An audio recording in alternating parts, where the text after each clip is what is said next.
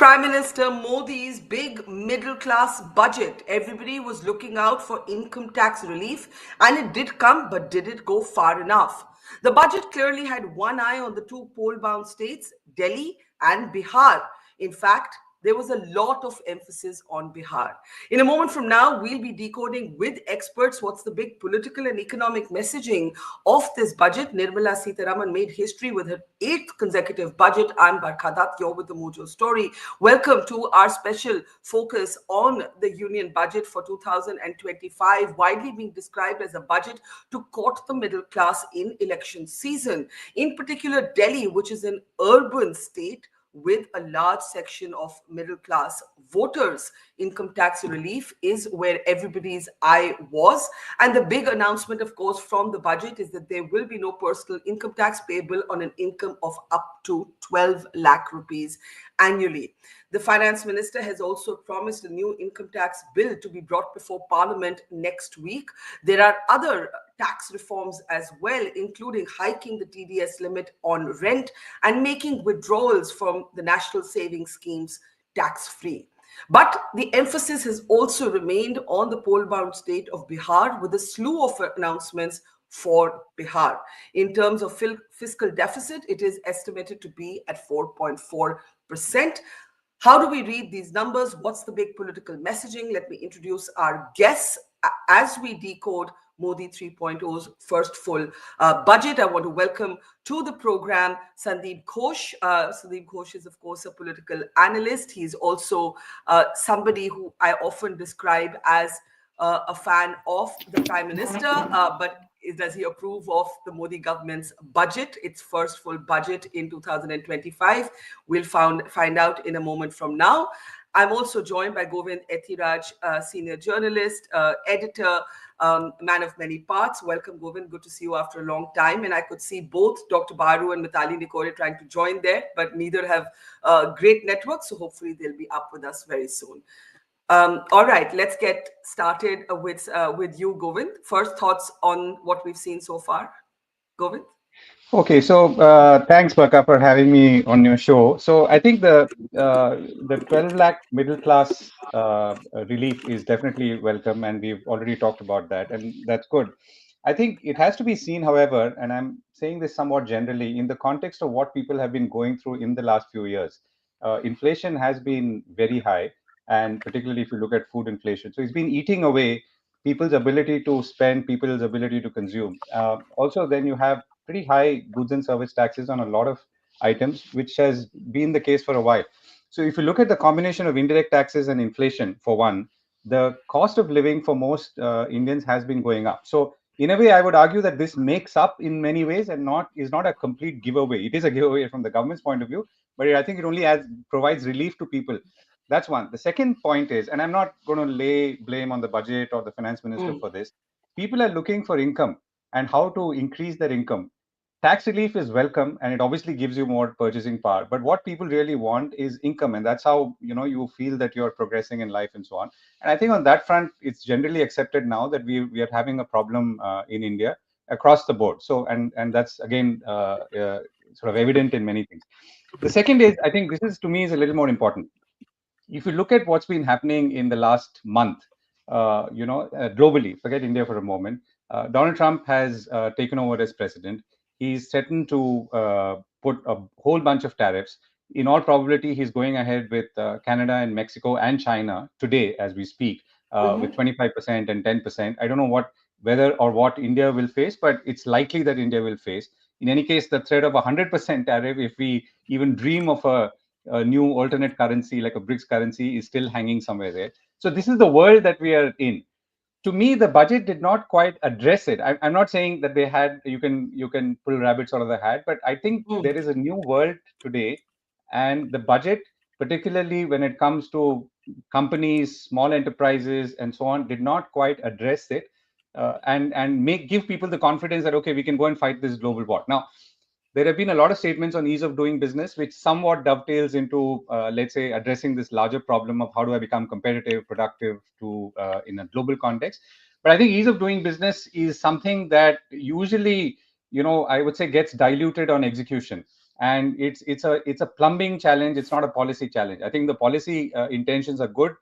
They've been articulated time and again, but they usually fail or they get diluted on plumbing. It's not so much maybe at the federal level, but definitely at the state level.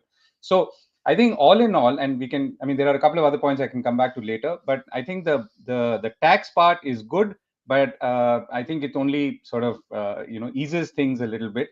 But the larger thing that I was looking for to see, where are we as India today in a global context, in particularly given what's been happening with Trump and tariffs and China and all of that. That to me was not very clear from this budget so far.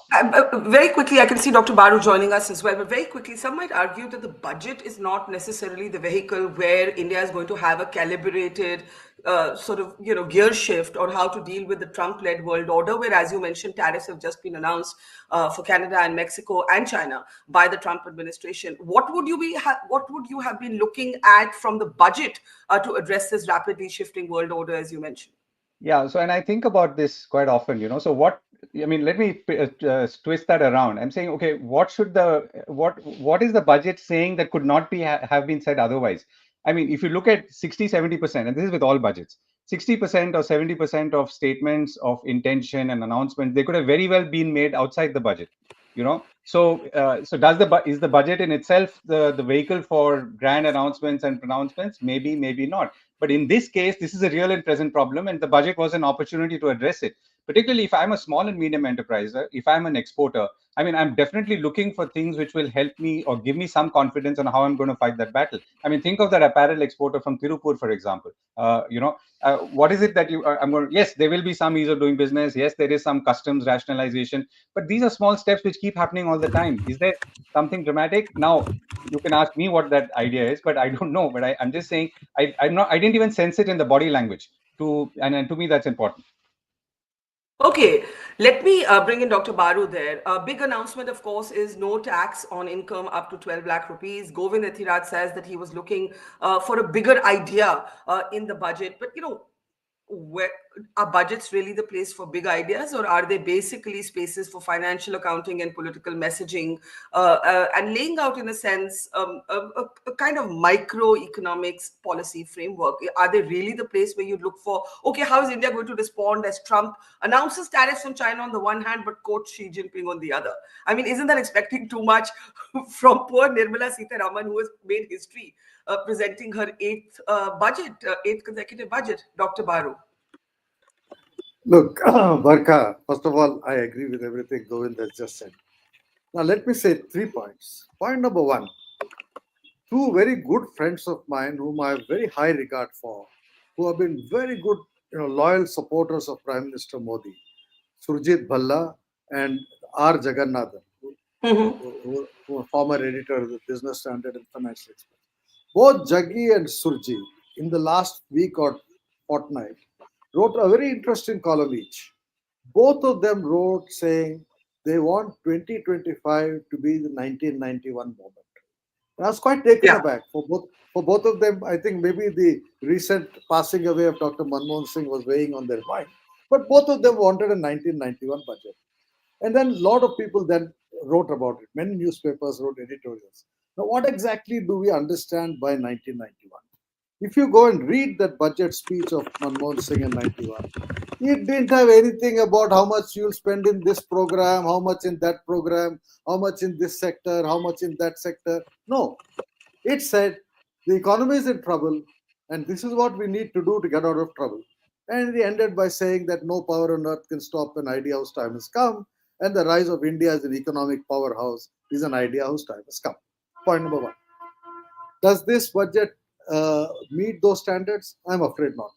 Second point, the economic survey written by the chief economic advisor in the Ministry of Finance, who sits not very far away from the finance minister's room.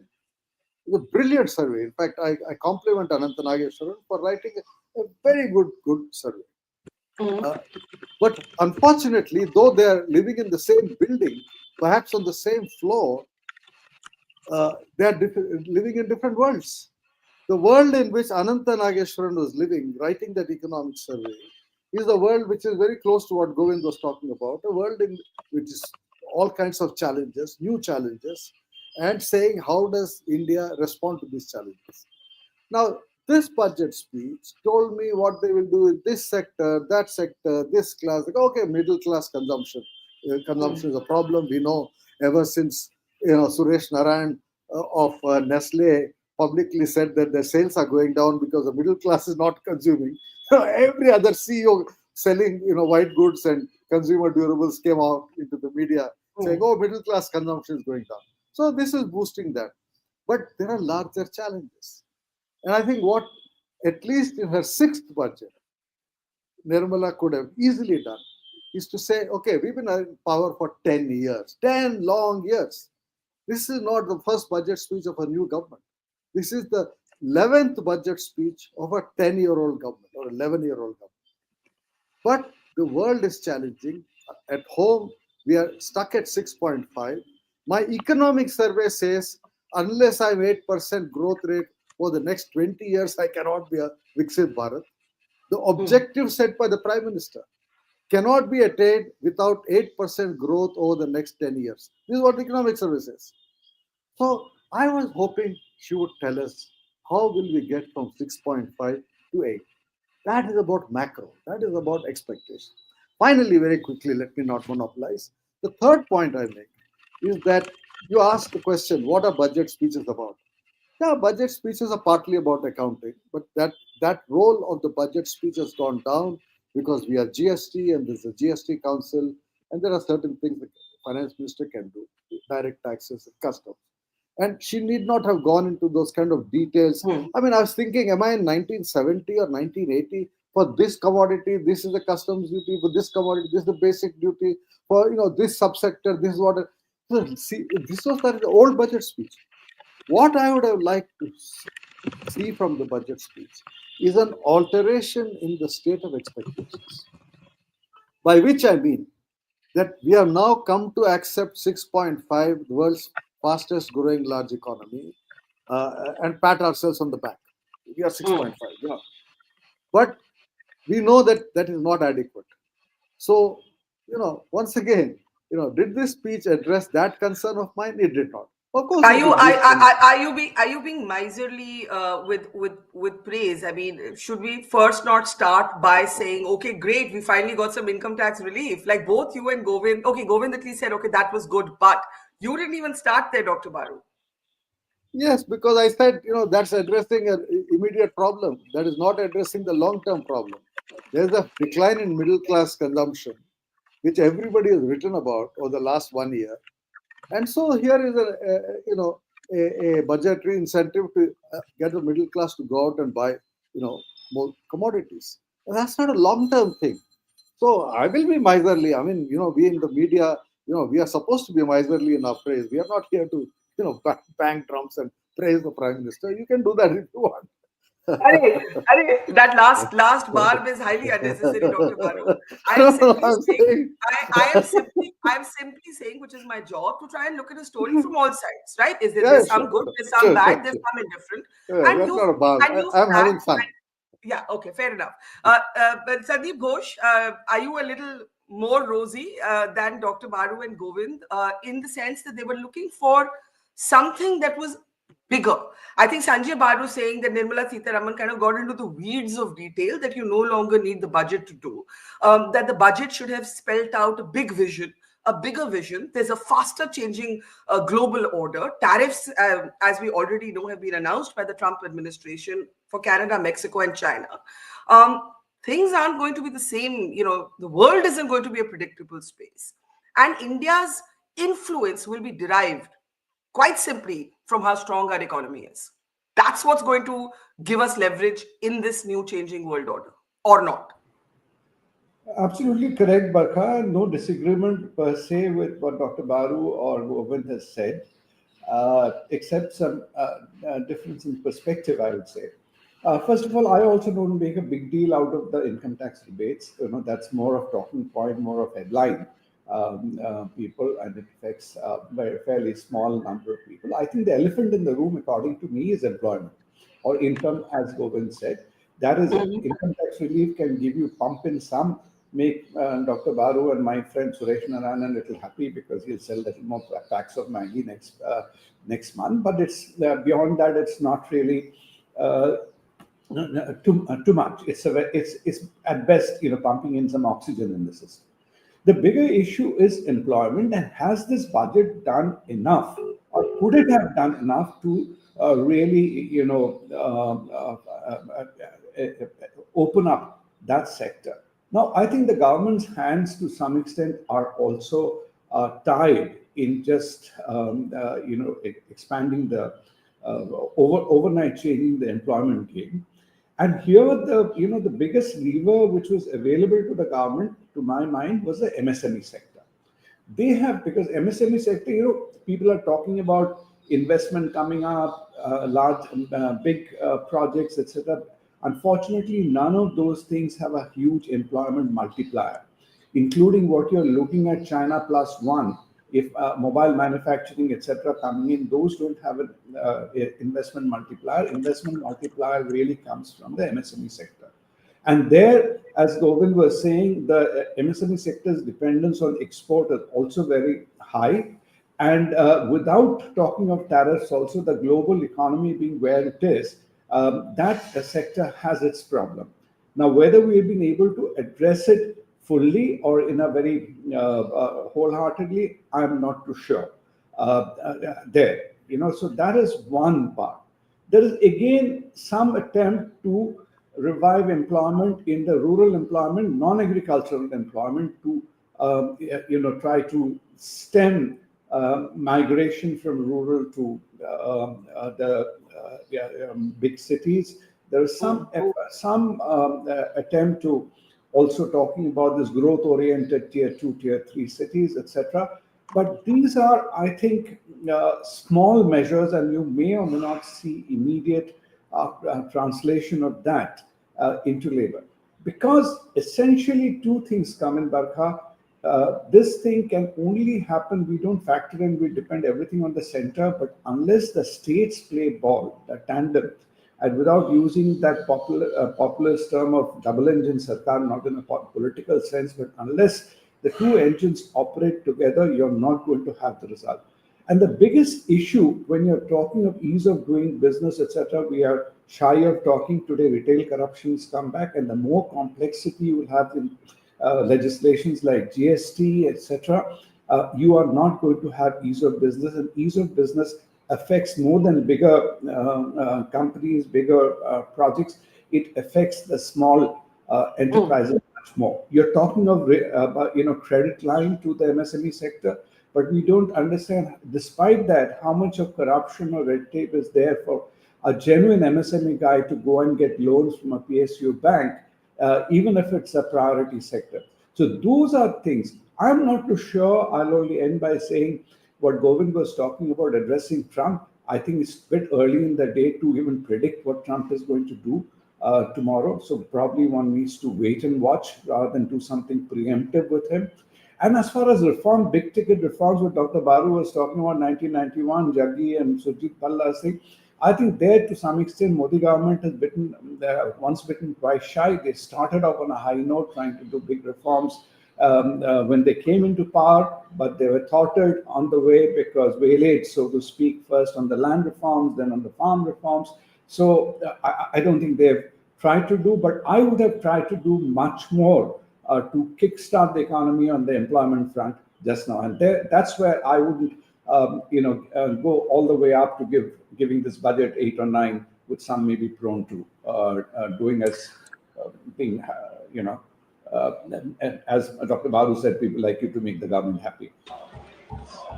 Okay, I have to say, no one's ever accused me of that, in a while. But as they say, not just beauty, but bias is in the eyes of the beholder. But let me get started with what the finance minister said on tax. I think while Govind, you, Dr. Baru are focused on meta ideas, how is India going to respond to a changing global order? What's going to happen to jobs? A lot of people today are just looking to see am I going to pay less income tax or more income tax? It may not be a large number in terms of absolute percentage of the country. A little over 3% pays income tax, but in a country the size of ours, that's big. So what did Nirmala Sitharaman say on income tax? The big announcement was, of course, no income tax payable up to an income of 12 lakh rupees annually. Listen in. I am now happy to announce that there will be no income tax payable up to income of 12 lakh rupees.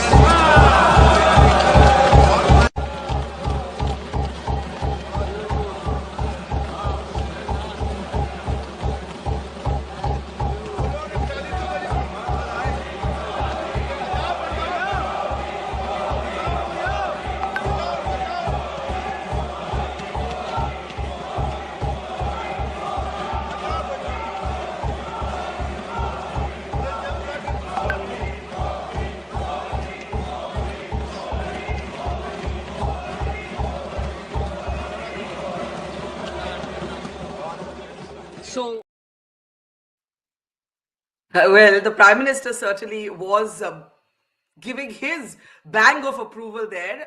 Let's talk a little bit about this income tax announcement. Dr. Baru, what is your view on this big announcement? Clearly, there's a poll-bound sort of response here. There was Delhi is a very has large sections of middle class voters. There is also Bihar that is coming up, and the Prime Minister very vociferously there applauding the Finance Minister. What are your responses? No, I see this is a band-aid solution. I mean, either you take the view that people like Subramanian Swamy have been taking for a long, long time, saying get rid of income tax. After all, how many people pay tax? What is the percentage of population paying income tax? And only the salaried are the honest taxpayers. Everybody else is frauding, right? So why do we have income tax? That is Subramanian Swamy's view for a long time. Or you take the view of the kind of more left of center economists who have been saying that this is not enough. That even someone earning 1 lakh a month is still in the top 10% of India's population. In the top 10%, and you have reduced the number of taxpayers to hardly 2 or 3, 4%. So there is a left view, there is a right view, right? The government always hang around in the middle. And this particular measure was aimed at addressing an immediate concern, which is what I've been saying. It's an immediate concern of a decline in middle class consumption reflected across the markets and written about over the last 6 months. So they're addressing that issue. Now, is this a tax reform? Let's wait and see the tax bill, etc. Will it make your life simpler with the tax authorities? I don't know. I mean, I was recently hired as a consultant for someone to earn 1 lakh rupees a month. Okay, 1 lakh. And they said, you have to pay GST on this. I'm not registered. I'm an individual. I'm not a small, medium enterprise. For earning 1 lakh, I have now register for a GST. I mean, what kind of a institutional system is this? So those are the larger issues. This thing, yes, it will put money in the pockets of the salaried class or the lower middle class, which is good. I mean, why should you deny them that additional income? Okay. Okay. Let me bring in Govind, Sandeep, and Mitali, I think, who's finally stable and able to join us. Govind, quick responses, just specifically on tax. I mean, I think Dr. Baru is saying devil will lie in the detail. We've got to wait for the bill. Of course, nobody is going to oppose this relief of annual income up to 12 lakh rupees. It's welcome. But we don't know enough, Sanjay Baru seems to be saying, on what the new tax regime is going to look like. So, Barkha, I think two parts to this. One is specifically in response to what you're saying. I think you have to see what the expectations were. So, if I go by what people were telling me from the tax fraternity, the expectations are actually much higher. Maybe not on the 12 lakh, but definitely taking the highest slab up. For example, one of the clear expectations was that we should have the highest slab of tax rate of 30% beyond 50 lakh rupees. Right now, it's kicking in at much lower. So while the 12 lakh and below, which is clearly a middle class recipe, is good, there is the real kind of the kicker in terms of consumption strength will only come at higher levels of income. And therefore, there you are. So above 20 lakhs is 30%. And the expectation, at least from several people I spoke to, was above 50 lakhs. That would have been maybe could have been significant in some ways. That's one part. I think the second is, we saw this introduction of something called TCS, right? So if you go abroad, you spend on credit cards, there's a presumptive tax, which does not exist anywhere in the world. on income on spending above 7 lakh rupees. Now it's been made 10 lakh rupees. My question is, why have that? I mean, this is such a 70s way of trying to track spending, trying to curtail expenditure, in this case in dollars. And I feel we should just have done away with it. And it's not that you can't track. I mean, the government is extremely well equipped now. I mean the income tax department. There are enough transactions that we do through our banking system, through credit cards, and there is sufficient ability to track literally every rupee and paisa that I'm spending today, and they can access it as and when they want. To add things like TCS and therefore make it cumbersome for everyone because someone went abroad and spent money on a wedding or whatever, or bought a Rolex watch, which you could not find out, is, I think, putting a lot of, and to me, that is the real problem. I mean, when you say ease of doing business, I mean, these are things that you should remove. I mean, and that, to me, I'm not seeing a change in approach and attitude, and that is really what worries me. So these are two slightly different answers, but both concern me. Right. Dr. Baru, you want to add to that? Dr. Baru? Can we unmute Dr. Baru, please? Yeah. On TCS, I'm glad Govind made that point. What is it that they've eliminated TCS on? On spending abroad for education. Now, this is actually a regressive thing. We are seeing billions of dollars going out of India for education overseas. And now the TCS has been removed only for the education. I mean, anyway, sorry, go ahead. Okay. No, that's an important detail, and I think it impacts a lot of people who are watching this show. So thanks both of you for flagging it. Sandeep and then Mithali, I'll come to you for comments. You joined a bit late. We're looking specifically at the tax relief, but also whether the budget had a central big idea and what your takeaways are. But first, Sandeep, on the new income tax announcements.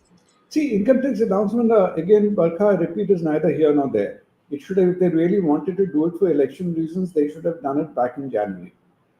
In the previous budget. That would have given them maybe a few more seats. Now, only to get a few more seats in Delhi, if they'd done it, I think it's a bit of a waste. But it was required because they were unnecessarily creating a lot of bad sentiments because it's true, urban middle class especially has been under pressure.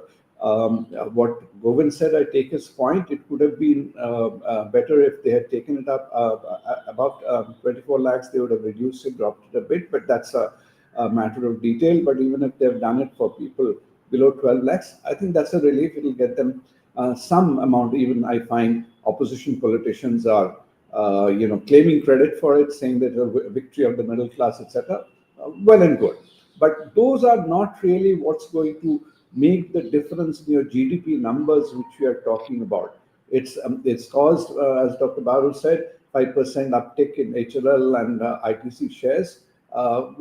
That's about it, but that's not going to really make a difference in the GDP. Let's bring in Mithali on just first responses. What's your big takeaway? Thanks a lot, Barkha, and apologies for my connectivity. So I think, some of the points which I wanted to echo and what everyone else has been saying. Firstly, I think on the income tax rebate, honestly, that is the big headline for today for all of us because it impacts us in different ways. I mean, today my team, for example, is celebrating because, each of them is obviously earning less than 12 lakhs and now they don't even have to file their income taxes. And even that cumbersome activity of actually filing taxes going away is something that they're really appreciating. So for the youth, honestly, where the demand was for more and more employment, this comes as a major relief. Even for me as an MSME. Sorry, I think Govind is trying to say something. Sorry, Mithali, I'm interrupting you, but are you trying to say, Govind, you have to leave? You have to file returns. You may not pay taxes, but you have to file returns. Yeah, right. I understand. I mean, they are too exuberant. But they are celebrating this. But yeah, I mean, even for us as employers, this helps us because if I don't have to pay somebody say 30% extra or 20% extra because now they are exempt from taxes, I can possibly hire maybe one or two people more. So I think at the end of the day, for the MSME sector also, even for employers, this is a big relief, and particularly for youth employment, this is a big relief because for us people then become a little bit cheaper to hire. So I think this is a very personal perspective that I wanted to sort of bring in first. But from a macro perspective, jobs were always the key reason why the government and the elections were not in their favor, in July. At the end of the day, when we looked at the results in July, there was discontentment amongst people because of high unemployment rates and also disguised unemployment and the fact that there was underemployment across many sectors. Now, this relief comes as a relief for the salaried class. It also comes as a relief for MSMEs to some extent. But at the same time, this does not solve for the structural issues in the economy. While there have been some efforts that have been made, like the National Manufacturing Mission, and a lot of the investments in specific sectors like leather or footwear or toys, but at the same time, the big picture of the economy is around decentralization, empowering states and empowering cities, municipal corporations to actually invest at their level. And I think somewhere the decentralization agenda has got stalled because of the GST reforms as well. Yeah, I think that's an important point. What's happening with GST? What about the fiscal deficit? All things we need to talk about. But first, a lot of attention on poll-bound states. Delhi, not so much directly. Bihar, very directly. A slew of announcements on Bihar. Let's just play out a little clip for you. Take a look. Makhana board in Bihar. For this, there is a special opportunity for the people of Bihar. A Makhana board will be established in the state to improve production, processing, value addition, and marketing of Makhana.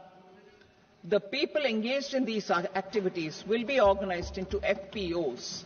The board will provide hand-holding and training support to Makhana farmers and will also work to ensure they receive the benefits of all relevant government schemes. Okay, a Makhana board, these are very specific election-related announcements. Does anyone have any thoughts on a Makhana board? Okay, I'm being only partly facetious here. I think all governments do this, right? Sandeep Ghosh, let's start with you. Sandeep Ghosh. I tweeted every budget, people used to look at what are the new trains for Bihar. Now you're starting getting new airports for Bihar. So that's a big change in Viksit Bharat or whatever. Makhana is good for Weight Watchers like me. But I don't know how many employment. I'm very skeptical about these missions and institutes, etc. Institutes is the way government. It's a good talking point, but you're creating another white elephant, and that too doing it in Bihar. I'm not too sure what's going to yield.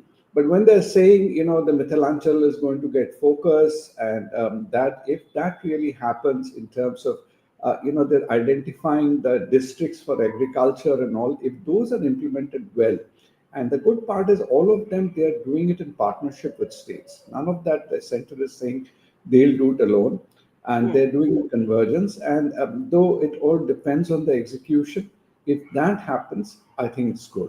But I don't think it's such a huge Bihar budget. Okay, they've made a few comments about Bihar, but much of it will be across the country. Bihar is where the difference in Bihar is happening is the infrastructure which is built now. It's now restarted, and there you could have a multiplier effect. People could see some results, but it's all the fine print. I would keep my eyes on the agricultural reforms, which they're talking in terms of not agricultural, rural employment, that bit, and what they're the few things which we just talked about in the MSME sector, whether it's the leather, whether it's those to increase. And the skill building, there is some mention of skill building in a focused way. Even when they're talking of tourism, they have talked about skill building there. They're talking of skills in the both again in the manufacturing and the rural sector. If the skill building missions are taken forward, but this is something we've been talking for ages. And Barkha, I'll take half a second more. That's where we have a mismatch today. Your manufacturing employment is not going up. Services sector is growing, but there you don't have right amount of skills. And that skill building is not happening, and that's where this mismatch in employment is happening. So it has to happen both ways. Your manufacturing employment has to go up, but at the same time, the services sector, for that, you have to create skills. Otherwise, you will not be able to compete with even the Asian countries.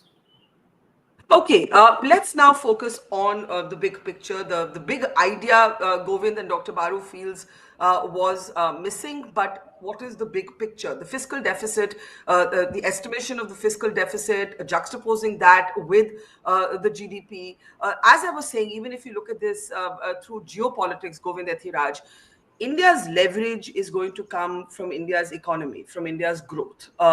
Especially since, and Sanjay Baru was making this point on a different show earlier, if Trump cuts a deal with China, I mean, we don't know because, he's just announced tariffs on China, but if Trump does cut a deal with China, the idea of India being the countervailing force to China, may not have the same amount of influence as we had assumed it would. To that extent, our influence is going to come on the world stage from how strong our economy is. When you look at the GDP, when you look at the fiscal deficit, what do you say? So on the deficit, I'll defer to Dr. Baru. He's definitely he's the economist here. Let me bring in another point. I think and we usually talk about this right away. And I saw a few business leaders respond to the budget, and I was trying to understand what they were exactly zeroing in on. The answer is actually nothing. So the reason is there is really no incentive, and I'm not saying financial incentive, for private investment to go up. One of the big challenges we've been facing in the last few years is that private sector is not keeping pace with government expenditure, and private sector is actually holding on to money.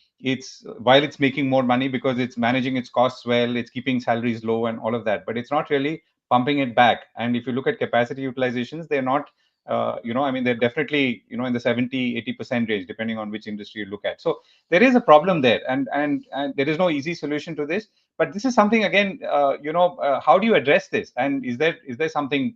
Is there a big idea? Is there some special economic zone? No, I'm not saying there should be, but what is it that the government could have done to say that, okay, I can really give you something big so that you as private sector can go and invest? By shouting in them or scolding them is not going to work. I don't think we can give any more tax relief because our corporate tax level is low, and it's tough to go below 25%, which is where we are right now. So, but the problem is still that we don't have enough private sector investment, and if we don't have enough private sector investment, you will not create enough jobs.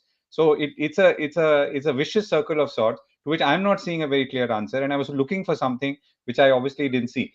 A couple of small things. I think futuristic. The budget talked about this small nuclear reactors. I mean, I remember chasing this story 20 years ago, where there were reports of the act being amended, private sector being allowed, and all of that. Which obviously, and I remember it because I remember meeting someone from Tata Power saying that, okay, we've set up a small team and they're going to chase this. Nothing happened, and it's really more than 20 years now, and at least they've talked about this. So these are some of the brighter things. I think on the energy side, including on batteries, including on electric vehicles and nuclear, I think there are some good announcement of intentions, and which I would expect from any budget, though. But if and as they fructify and materialize, I think that's good for the economy. Okay, Mitali, you said that there's a certain celebration in younger people whose incomes are, below 12 lakh rupees annually, and that point is taken. But in terms of the growth figures, right? You have people like, for example, economists like Raghuram Rajan, who on my program recently said, 6% isn't going to cut it. He said we should be growing much faster. Your thoughts? So I think, Barkha, when you look at the economic survey that came out yesterday, there are two numbers that really stand out in the economic survey. The first number that stands out is the target that the economic survey has set for us to be a Viksit Bharat by 2047, which is that we need to achieve an upwards of 8% growth rate for at least 10 years. And we're not seeing that projected even for the next 3 years. So, that is one target that has to be achieved. The second is around jobs. One has to create at least 8 million jobs annually to absorb the youth population of the country. And over the last decade, when we look at the data, it's quite evident that we haven't generated 8 million jobs in any of the years. So, what are we actually doing to achieve these two numbers and achieve like a medium term kind of growth rate? What I liked in the budget from that perspective were three things. Number one, I liked the reimagination of the rural economy. And I think we haven't spoken about that yet. But I mean, the first thing that she talked about was about holistic rural development and the idea that migration from rural to urban areas should be a choice as opposed to a compulsion. And I think, at least as an idea, it was a good idea to see it. I'm not sure again about the implementation, but at least from a speaking point of view, and for us to listen to that, it's good to hear that.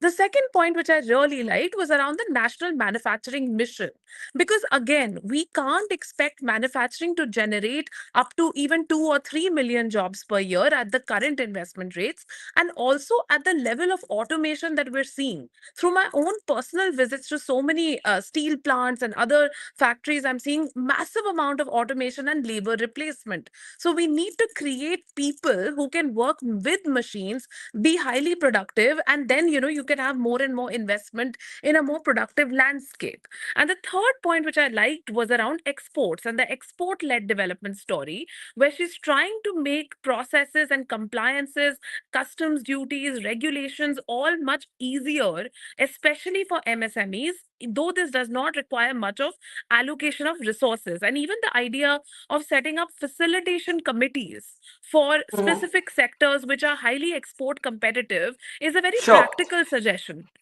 So these were Okay. some of the things which went well, in my view. Okay, let me bring in Sandeep Ghosh and then give Dr. Baru the last comments. And I thought of you particularly when I quoted Raghuram Rajan, because when I shared that interview, you said, "Can't believe, Barkha, you're still interviewing Dr. Raghuram Rajan. You're obviously not a fan." Keeping aside your opinion about him as an individual, there is a lot of debate around the growth figures, right? There is a lot of debate around what is going to be a stimuli for more spending. That government spending can't substitute private spending, because then the deficit quite clearly goes up. You opened by saying that jobs is the white elephant, and you don't feel the budget really took a look at that beyond this tinkering of the income tax. What do you think the government could have done that it hasn't done, and what do you think it got right in this budget? No, I said that the government, it's not that they didn't do enough. I said how much more they could do. And I think the biggest challenge in all of these is how the states collaborate with the government. That is the biggest thing. And what Mitali was saying, there are ways they've tried to nudge. They've made some of the schemes which are dependent states can get loan if they're delivering the reforms, etc. Those have to come. Without that, the government is not going to be able to translate the jobs. And because that part is over, government is doing its infra spending, whatever jobs are created, but that is not really creating the manufacturing jobs which is required. Okay, you try to replace the stem the migration from rural to cities, etc. But that is also will take its time. It's not going to happen overnight. Some of that. So to do this, how they really push the states. One good part is wherever there is so-called this double-engine sarkar operating, I find there is a greater sense of urgency to push industrialization. In some places, we have seen that has happened. Madhya Pradesh, it's not realized today. During the period, Madhya Pradesh's whole economy itself has, the market itself has grown because Madhya Pradesh has developed. So people are going and setting up industry there because there is a lot of local consumption which is happening. Maharashtra is a place now has to get back on stream because Maharashtra, for all the political turmoil and upheavals last few years, I feel was a bit of a washout. And there are also governance issues. So those have to really come back on stream, and only then are you going to see the traction. So now, as Govind uses terms, a lot of plumbing has to be done, and that plumbing has to be driven by the center. Now that the government is feeling much more confident, and if they get these elections on their way, they will have to drive because there's no way politically also the government, it's going to be increasingly difficult They cannot go by. Shikhar Gupta says that our middle class is addicted to Narendra Modi's lack of growth or something. That addiction is not going to last for very long. They have to provide something more. Right. In fact, we didn't talk, Dr. Baru, about the fact that other little sops for the consuming middle class that has disposable income was the fact that smartphones, electronic devices, cars are now going to cost less. But yes, let's come back to the growth story and the fiscal deficit numbers. I'll give you the closing word on that. Barkha, look, first of all, fiscal deficit, she said she'll reduce it, and I guess they are on track slowly. I mean, the speed at which is being brought down is less than what was warranted by the FRBM, but FRBM was abandoned long back. So I don't think that's such a big issue. Look, what are the big issues? The big issues are elections are over, right? You won Maharashtra also. I mean, Bihar is not going to vote on the basis of this. Nor, I think, in Delhi would this make too much of a difference. Elections are behind you. 10 years are behind you.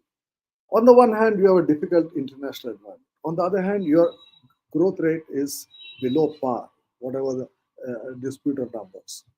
So this was the moment, which is why Jaggi, whom I respect a lot, Surjit, whom I respect a lot, so many of them who are great admirers of Modi, were all saying in 1991, what was this whole chant about? It was that we need looking forward.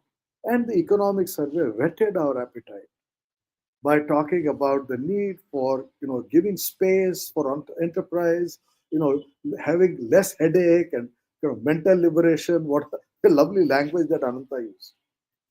And what did we get? Little tinkering here, little tinkering there, promise of a mission, promise of a committee. You saw what is that? Yes, Prime Minister series, BBC. And when this minister calls his secretary and says, look, I'm under a lot of pressure to do something about this. He says, Minister, when you're under a lot of pressure to do something, the best option is to appoint a committee. So the economic survey says regulations are the big burden. Ease of doing business, you need to get regulations out of the way. Now, don't tell me you've not thought over 10 years what those regulations are. You now appoint a committee that will give the report 1 year from now to tell you what regulatory authoritarianism is going on in this country. You spend 10 minutes with a businessman and they will tell you what are the kind of regulatory problems these are. I mean, Mitali spoke about the kind of small enterprises. You don't need a committee to sit for 1 year to decide. You could have done it overnight. Manufacturing mission. 2006, the National Manufacturing Competitiveness Council was set up under V. Krishnamurthy. And then they came out with a report called the Manufacturing Strategy, which was the basis for the 12th five-year plan. What happened?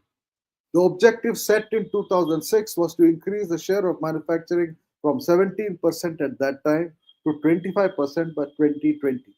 That was the objective. And where are we today? Below 17%. So missions, committees, come on, yeah. You do something that would have woken up business. Last word I will tell you. In 2019, Nirmala's first budget, and I praised her for that. I mean, since you said I was sounding very critical of her today, I mean, I wrote a column in praise of Nirmala Sitharaman in 2019 because she had that lovely sentence in that speech where she said, I'm increasing public investment because an increase in public investment will stimulate private enterprise, and I'm hoping that the private sector will take the lead and move on from here. Yeah. Didn't happen. 2019. Private investment is still not picked up. So the question that Govind raised, why are businessmen not excited? Because what is it? How has the state of expectations changed? We are still taking credit for 6.5. They are all hoping you'll tell us how to get to 7.5. So we will go on. We'll go on like this. It's not a major crisis. It's not a major catastrophe. But it's not going to make you rise to the challenge being posed by China. That's not going to happen. With this kind of economics and politics, forget about multipolar Asia, multipolar world. You'll have a bipolar world. The Americans and the Chinese will run this world. Well, that is a grim last word, that this tinkering can't be India's answer to China. The bipolar world will then be defined by China and the United States. For India to be a giant on the world stage, this tinkering will not do. The answer to what the economic survey raised can't be one more committee. We leave it there. The debate will carry on. Govind Ethiraj, Sanjay Baru, Mitali Nikore, Sandeep Ghosh. Always a pleasure. Thank you and have a great weekend. It's great to see you here. Thank you for watching our work. If you haven't subscribed yet, don't forget to click the bell icon and subscribe to Mojo Story and support independent, robust journalism.